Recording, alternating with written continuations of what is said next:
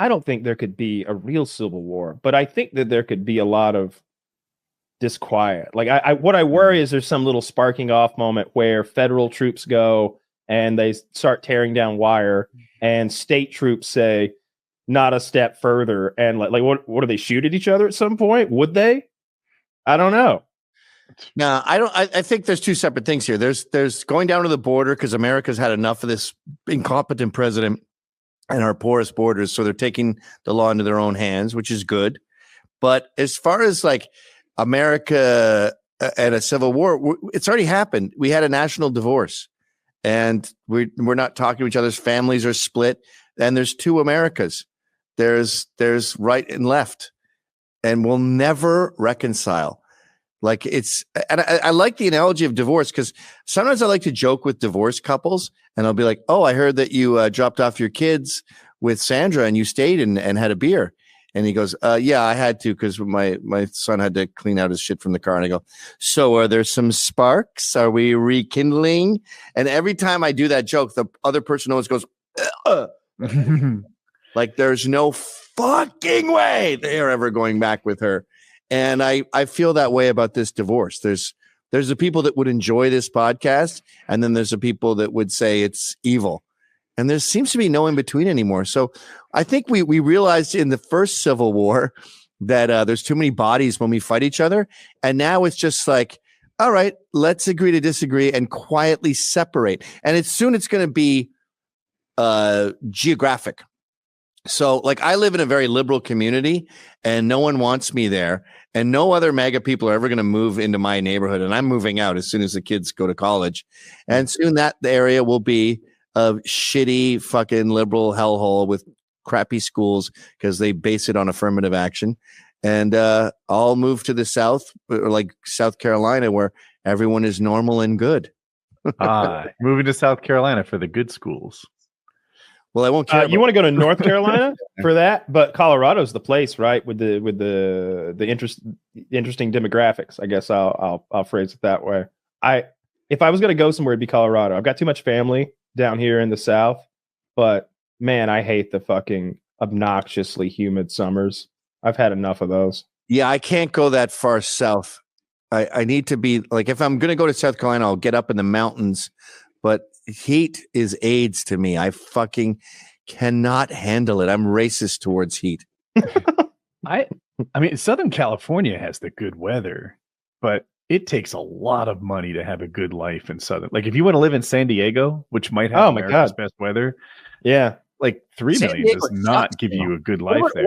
What is real estate like there? Like what does a house even look like when you spend, let's say you spend 1.5 million on a house. What does a San Diego abode that costs 1.5 cost? Right? Zach, show me. I bet in Georgia, and again, I'm from down here, but in the suburbs of Atlanta, or if you go a little further out in the country, a $500,000 house is a fucking mansion. It is a mansion. It is a 3-story estate that's 8,000 square feet. It is nice. And there's property around it for $500,000. I bet in San Diego, you might not even be in a real fucking house for $1.5 million. I'm sure you can find a townhouse at $500,000. yeah, that's where so. That sucks. Does that have a house on it? What are we looking at? What are we buying? Exactly. 2-bedroom, 2 bath. That looks like a motel, dude. 800 square feet. If I'm reading at my screen, I get a motel room there. Yeah. Yeah, that's rough, man. I was following Anthony to Greenville, South Carolina, and I looked at a bunch of real estate there. A reasonable house for a family of 3 was $700,000 to $1 million. Because all the New Yorkers are moving down there, and they totally fucked. And you would look up Zillow, and it would be like, this house was bought for $600,000, and now it's for sale for $1 million. Damn! And you said that was Greenville? Yeah. Okay. I don't know Greenville. An ugly house. For 1.5 million. Yeah, I'm not a fan of that. Yeah, I don't know. It depends what kind of weather you like too. I like. Do you like good weather? I think San Diego's not the hot that you hate. It's like a dry 75 to 85 all the time. I kind of like dreary fucking overcast days, if I'm being honest. I like it to be kind of chilly. I want to be able to wear like like a jacket or a layer, an extra layer. I want to wear long pants and leather shoes. Not You're short. the guy who likes buffalo. You don't wear short pants? No. I don't want to be in the fucking Arctic with like raw dick in some townie like Zach. Sorry, Zach. Said he wants it strays over there. Where are you living right now? I'm in Atlanta. Oh, so it's just a fucking oven. Yeah, in the summer it's obnoxiously fucking hot. It's super humid. That's the main thing. And in the winter it gets down to 48, right?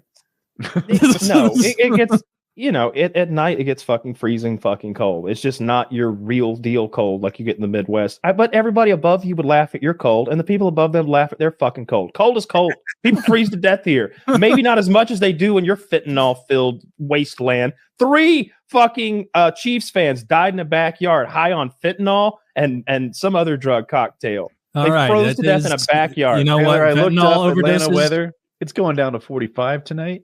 So I think you have some work. Getting brisk. Yeah, I mean, it's February. It's the coldest fentanyl month of the year. overdoses are part of our Midwest culture, and I will not have you insulting it. 45 to 50 is perfect weather. It's big in the South. I was in the South recently, and I was fucking exhausted and drunk at like 1:30 a.m. Like, I gotta fucking pack it in. I wonder how everyone else in this bar is doing. And I look around, and it's just bug-eyed alert. Every single person in the bar, teachers, middle-aged people, young people, old people, they all had golf balls for eyes. And I realized, holy fuck, this whole town's on meth. It's like there's down there. The poor parts of the South, particularly like the mountains of Tennessee and North Georgia, where bootlegging back in Prohibition times was a thing, and even later on, inexplicably, they do meth now because they have those places that they used to hide stills. Now they hide meth labs, and they're way up in some shitty mountain that nobody goes in a town with 500 people in it. And so they have like task forces and squads that have to do helicopter shit and aircraft shit. It's crazy. Here in Missouri, meth is like a sport. Like we have the greatest meth heads as far as the not great in their scale. They're very unpleasant. They're violent. I'll give you that as long as you let Atlanta have the best black people, because they're the majority here. I looked up the demographics of your hometown. You're still leading the way. Not here. We're still leading the way. I'm in Atlanta. He's in Atlanta. But he's not in a high quality city like St. Louis. The cultural hub of Missouri. Those cities need a nuclear bomb. I said that Atlanta had 1,200 squatters who have taken over, not abandoned homes, your home. Like you go away on vacation, you come back and a squatter is there. 1,200 homes squatted in Atlanta.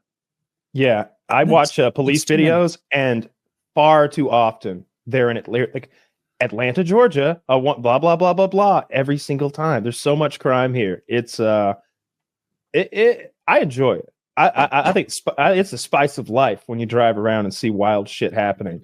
But I know Taylor likes to stand on this St. Louis is scary shit, but I promise you. We're going to be a better city than Atlanta in 100 years, maybe. You know, like we'll see how the next Civil War goes. We're an embarrassing city. I hate that. We got a Stanley Cup in 2019. We're riding on that. St. Louis? Yeah, St. Louis. Yeah, that's just a hellhole. That makes me think of like, who's never discovered. Yeah, Gavin, I wanted to ask you. Nerd. Obama's a loser piece of shit who ruined America. And I don't agree with that. It's the second coming of Christ. You think? You think Trump is the second coming of Christ? These are objective facts. I'll save my opinion for later. No, if Christ came back, he would be fit. That's the biggest argument against it for Trump. If Jesus came back, he's not going to be overweight. There's no chance. Dude, I'm not a big Christian, but didn't Jesus fuck whores? Am I crazy? No. Mary of Magdalene, she wasn't like, what was that? No, he washed. I'm pretty sure this is accurate. You're incorrect. Don't go head to head with Bible. He washed the feet of prostitutes and whores to show that even the lowest was worthy of that. I think Trump would do that. No, Trump would not wash someone's feet.